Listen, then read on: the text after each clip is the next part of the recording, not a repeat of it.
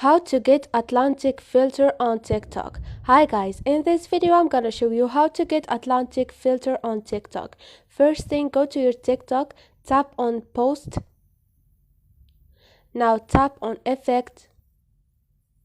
This filter is trading, so you're gonna find it in trading. This is the filter.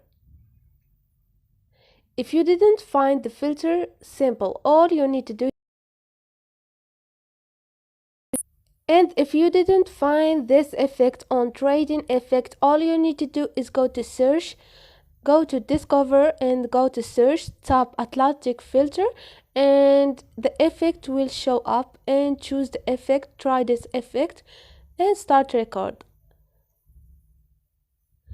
This is how you get the Atlantic filter. If you like the video, don't forget to subscribe and like.